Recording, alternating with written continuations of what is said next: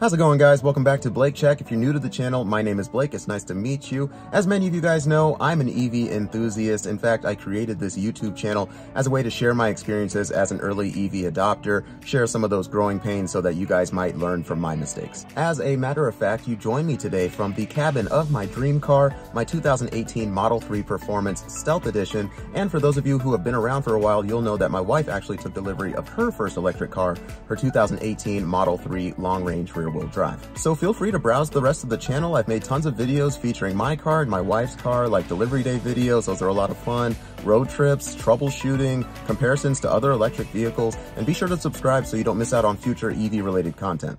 Speaking of which, in today's short video, I'm going to give you guys a quick update on the Volkswagen ID4 reservation that my wife and I placed back in December of 2021. Some of you might actually recall that the ID4 was at the very top of my wife's EV shopping list when we started looking at electric cars to replace her gas car last year. However, when we placed that reservation in December, we were told by Volkswagen that we could expect an update about 4 to 6 weeks later, and that we could expect to take delivery of that car in the middle of 2022. So it has now been about 4 months since we placed that reservation, and up until a few days ago, we hadn't heard really anything from Volkswagen, but we did receive an email recently that I wanted to go over with you guys right now. So I'm going to throw that email up on the screen for you guys right here. But what it says is, "Dear Jessica, the Volkswagen Group is greatly concerned and dismayed at the news of the war in Ukraine. We hope for a cessation of hostilities and a return to diplomacy. The hostilities have impacted our supply chain, resulting in interruptions to the production of the ID4. Your ID4 reservation is regrettably impacted." So the email just goes on to say that they really can't provide an estimate for when our car is going to be ready and just ask us to continue to be patient. So before I start to break down that email and what it means to me, I want to just pause and say that my wife and I are both hugely sympathetic to what we've seen in the news going on so far. I'm not an expert on economics or foreign affairs, but what I do know is that there are peaceful people who are living in the Ukraine who have been unfairly impacted by everything that we've been seeing going on over there. So I want you guys to know that I love EVs, but I love people even more. Cars are just things. People are more important to me.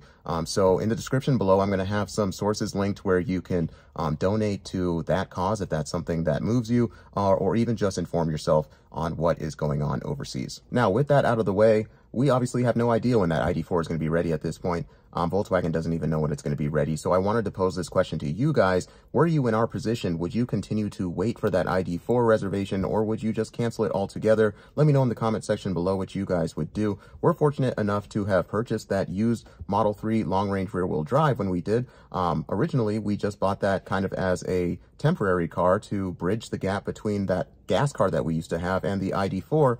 But would you just cancel that reservation and keep the Tesla? Or do you think we should continue to wait? But my wife has grown to love her Tesla, as I figured she might, so I don't think she'd mind too much if we just held on to it. So that leads me to one of the last points that I wanted to make in this video, and that's fuel cost savings. That's one of the main advantages that electric vehicles have to offer over gas-driven cars. Even under the best of circumstances, gasoline as a fuel source is more expensive and less efficient than electricity. So when you add to that the fact that the US outsources most of its oil from foreign countries, global conflicts like this are going to tend to have this profound of an effect on gas prices here domestically. But all that to say, there's never been a better time to make the switch from a gas vehicle to an electric car, even as used car prices and electric vehicle prices in particular continue to go up. The fuel cost savings alone will offset that difference probably faster than you would expect.